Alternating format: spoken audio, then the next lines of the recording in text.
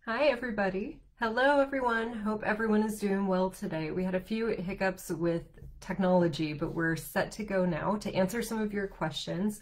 So we got some great questions from you all this week. I appreciate everyone who wrote in to submit. This is a great time of year to be asking questions because it tends to be the time of year that people start having some major issues with their garden. So without further ado, we'll jump right in. I'm going to talk today a lot about squash issues, cucumber issues. I got lots of questions about soil health, so we'll cover some of that, and then also fall gardening, moving into our fall crops, what we can start growing now, what we can start growing for the fall. And I'm going to start with a question that I've had from quite a few clients this year.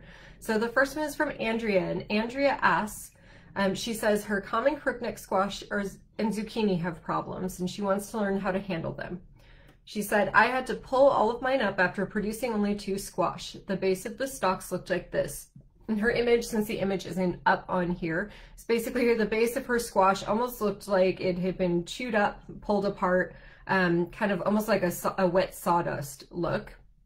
And she says there were lots of mushrooms growing in the soil and they had a slimy film on it near these plants. So I'm first going to tackle the mushrooms, and the slimy film are probably just bacteria. Mushrooms, like anything that's decomposing, this was happening around the area of your squash that was damaged, so that's probably where those came from, so I wouldn't be concerned about those. Your problem, Andrea, is with squash vine borers. Squash vine borers are terrible. They're really hard to control. They're jerks. They kill your plant. And they're basically these sizable beetles. They're not huge, but they're pretty big. They're black and orange. You can see them flying around your garden. The problem that they cause is they'll lay their eggs on the inside of your squash vines. So if you look at the bottom, at the base of your plant, the really thicker stems are where they like to lay their eggs, which makes it even worse because when it's close to the base of your plant, it's going to affect your whole plant. As these eggs hatch, the larvae of these beetles will eat kind of the inside of your squash from the inside out. So they're eating your squash plant. That's how they grow. That's their first food source. And what happens is they're essentially digesting the food, and then the food comes out of their bodies through their digestive system as the sawdust looking stuff. So it's basically digested squash plant. It's pretty gross. It's very unpleasant, and it will kill your plant very easily. There's a couple things that you can do for these, and they will affect pumpkins. They can affect cucumbers sometimes, any kind of squash, any kind of gourd. First thing that you want to do is be sure that your plant is kept healthy, keep it watered, make it strong. That's just basic garden care, and that's going to kind of go alongside with any of these other issues that we discussed today. The next thing that you can do is treat with a product called BT. BT is Bacillus thuringiensis, is what it stands for. It's a naturally occurring soil, it's a bacteria, I believe, that's lab created. And it's also organic. It's very low toxicity, very safe. So you can spray your plant with BT. That acts as a deterrent, and if the insects start to eat your plant or they ingest it, it also acts as a stomach poison. So keep a good BT regimen on your plants if you're comfortable doing that. I'm comfortable with it. I'm big on organic just because we've got 3 dogs and chickens and kids that play back there, so anything I use has to be fairly non-toxic. So it's a great product to have on hand.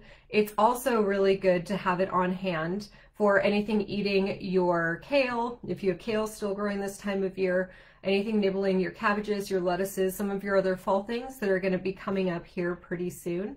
The other thing you can do, and what I did this year with wild success for my squash plant, which is healthy for far longer than it usually is because the vine borers usually get mine, is I have used some of our straw, which I use to mulch, and I've mounded the straw on all of the main stems. So all of the leaves are still out and getting exposure to sun, but the beetles can't get to the main stems of the plants. I try to lightly pile it on so there's still some air circulation, because if you trap too much moisture, that can cause more bacteria. But this has successfully prevented any of these beetles getting to my plant and killing it off this year. So these are fantastic.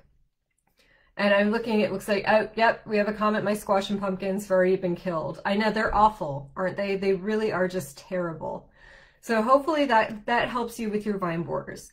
The other thing that can be happening is squash bugs. Squash bugs are another terrible creature that gets into your garden, can be very destructive. They suck the moisture out of your leaves, so your leaves look pretty sad. They can die off from those, and they can also spread different diseases to your plants. These will get into cucumbers and squash, all the things that we talked about before.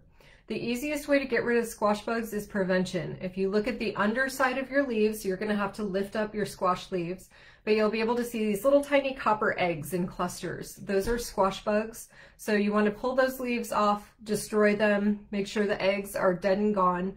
That'll prevent them from infesting in the first place.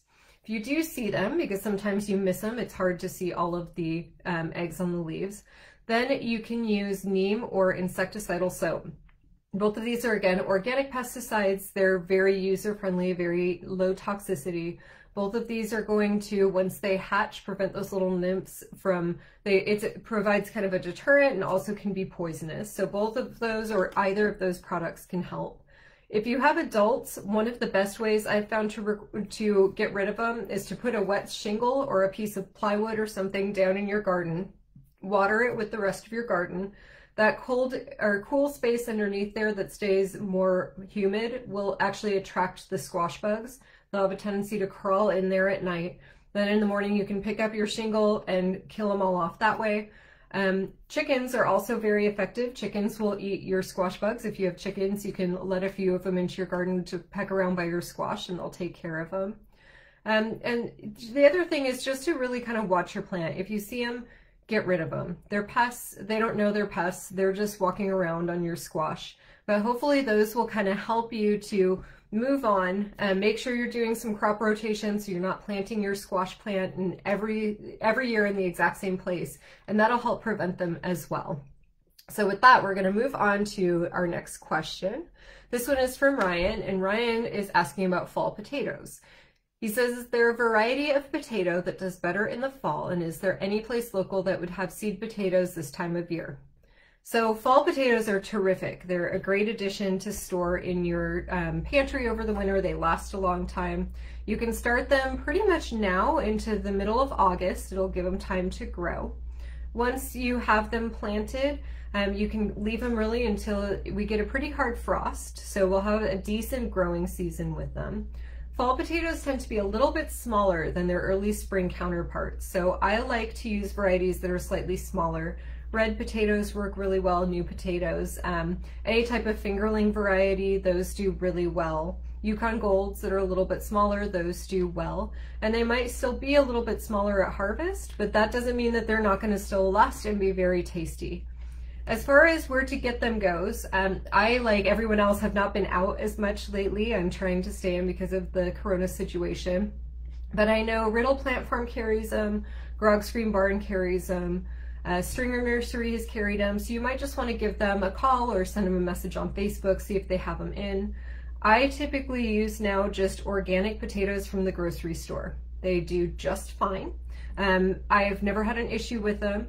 I do recommend organic because I have heard that some of the conventionally grown ones are treated with something to prevent this little eyes of the potato from sprouting out, which is great for shelf life of the potato, but not great if you're trying to grow new potatoes because that's essentially its root system. So you can buy the organic potatoes. That's what I usually do. That's probably what I'll do this year. I want to get some purple potatoes because my kids like those. So get some organic ones. They should do great. If they're slightly larger, if you have multiple eyes on your potato, just cut into it. Keep like 2 eyes per each little section. Then let those dry on your counter for about 3 to 5 days. Plant them out, and then by fall you'll be digging up your potatoes. So great question. I love potatoes. They're one of the more fun things to grow, I think. Oh, and Ashley said, we're talking about the squash just a minute ago. She said she just had to replant. She also is mentioning, I read you can inject BT into the vines. Yes, you can. I have tried that. I've had limited success, but that doesn't mean it doesn't work for everyone. And it's certainly not going to hurt your plant as long as you take a lot of care to do it. And BT is fairly inexpensive, so I think that's a great thing to try. So yeah, let me know, Ashley, if that works out for you, because I'm hoping to get some people who have some success with that so that we can provide better guidance on that in the future. All right, next question up, we have some tomato questions. Tomato questions are always really common this time of year as well. So this is from Christy. Christy said, I planted tomatoes from seed and they didn't come in until June and they have not flowered. Was that too late? And will I get some tomatoes before the season is over? So a couple things on these. We had a very late frost this year. Normally our planting date, our safe planting date is April 15th, and that week this year got a little bit frosty. My tomatoes are later than usual as well. I'm getting my first few now.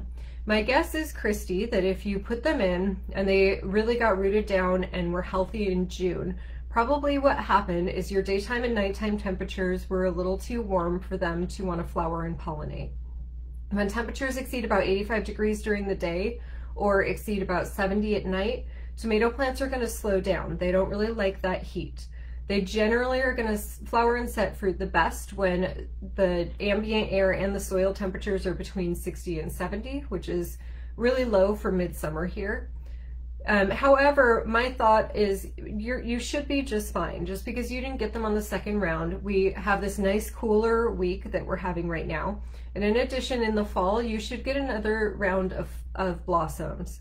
The only thing I would caution you against is if you have a determinate variety, you can kind of look into your variety, see if it's indeterminate or determinate. Determinate varieties will flower and set fruit all at once, something like a Roma tomato. Whereas indeterminate varieties will put off multiple flowers in multiple phases. If it's a determinate variety, sometimes if you miss the spring and it's already been planted, it can kind of stunt it a little bit. But I would say keep your plant healthy, make sure to keep them watered, make sure to use some mulch to help minimize the soil temperature fluctuating too much and the moisture temperature. And I'm willing to bet that within a few weeks here, you'll start to see some flowers coming in. If you still see nothing or no activity and you've taken all of those things into consideration, the other thing is that you could be having a nitrogen issue in your soil. Nitrogen is generally one of the most commonly utilized things that your plants are going to need from your soil. But if you have too much, it can get to where you have this big, beautiful, bushy tomato plant with zero fruit.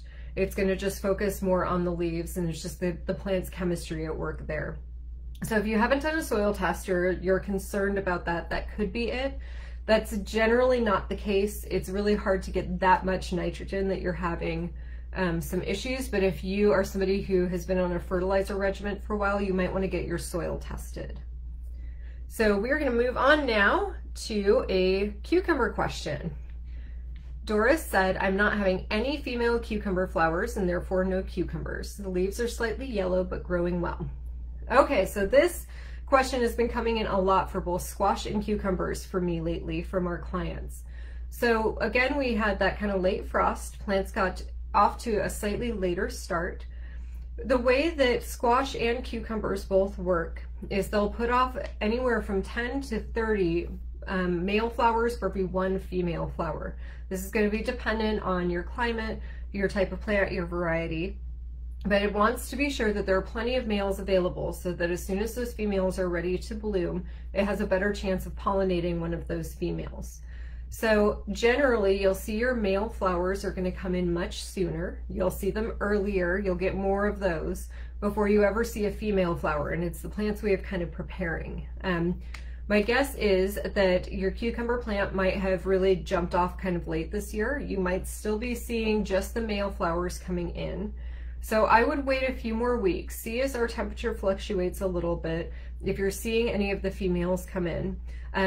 Honestly, my cucumbers this year, I'm finally getting some, but it took a lot of love and a lot of care. And then I did have some cucumber beetles move in that caused some damage early on, so those kind of stunted the plant. Watch your yellow leaves, make sure they're not getting worse, and keep those trimmed off.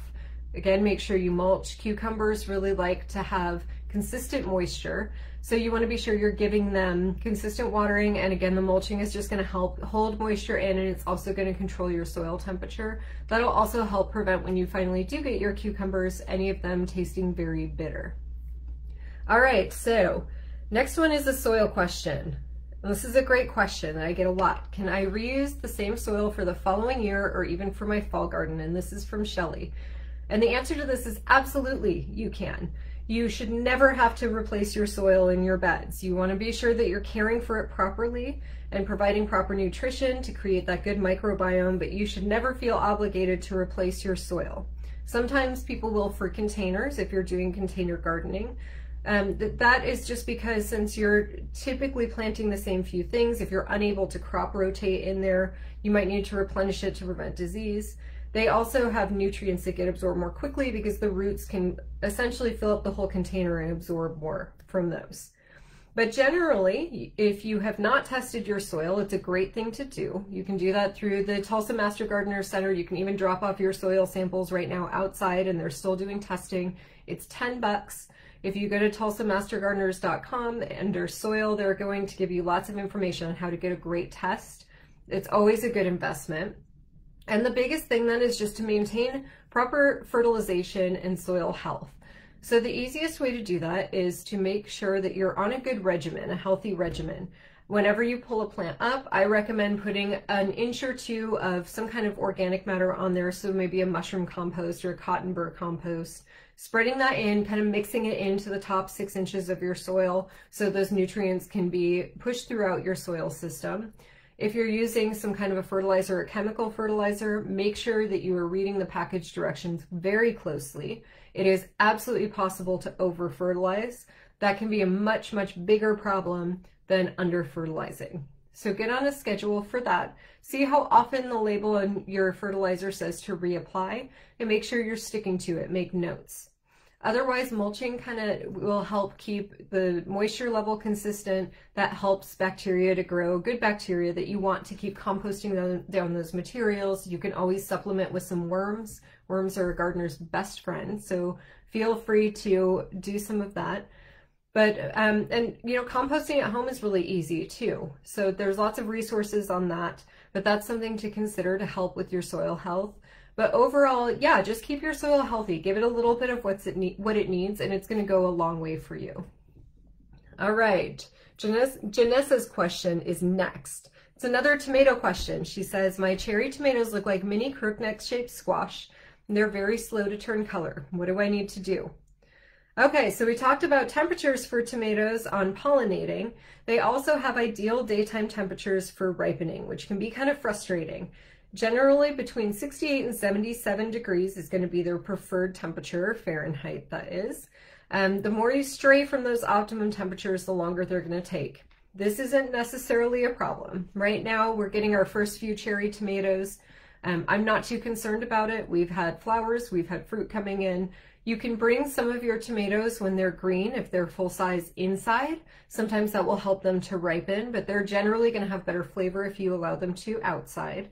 But there's no worries on that at all. Lots of people are still having green tomatoes this time of year. It does generally take a long time in Tulsa to get those guys to ripen. You'll see people on Facebook right now who have loads of tomatoes, and that's awesome. It could be that they planted earlier. It could be a variety issue. It could be just your microclimate in your yard. Don't worry, keep your plants healthy, mulch, water, keep them pruned back if you need to. As long as you're seeing fruit there, they're doing just fine. The one other thing that I will note for you is my guess is you have a different type of tomato, like a yellow pear.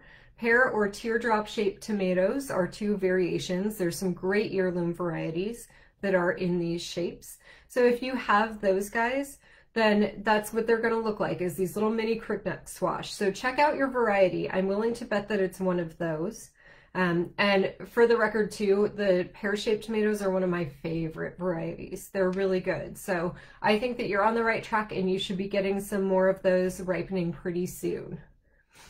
All right, next question is from Emery. Emery asks, she says she's wanting to take advantage of a bunch of hanging baskets that she has to grow some leafy greens and fall vegetables, because they don't have space for a traditional raised bed. Are there certain varieties that would do well in hanging baskets, and are there special considerations when using a hanging basket? So the answer is absolutely yes. Greens do terrific in containers, whether it's lettuces, kale, anything like that. Those are going to do wonderful in containers. So you want to make sure, first of all, depending on how low your basket hangs from the ceiling, think about how tall things are. Chard and kale can get really large. They can be very large plants. If you're just going to eat them as baby greens, that's not going to be a problem. But just be sure that they're going to have enough space. The next thing is to make sure you have really good container soil. This is something I take issue with a lot of garden centers, because I feel like if any of you have ever had this happen, you have this great container of beautiful flowers that you bring home, or maybe strawberries, and it starts to get hot, and then you forget to water for just one day, and then your soil is stuck together like a brick in there. That's really frustrating. It means it's a little too loamy. It's just the composition of the soil. But you want to be sure that you're getting a container soil. So look for that at the store. That's going to provide you with good moisture retention, but also great drainage, which is really important for containers in Oklahoma, because as we've seen this last couple days, when you get tons of rain, you want to be sure that your little basket doesn't become a pond. So make sure you have ample drainage in it, great soil.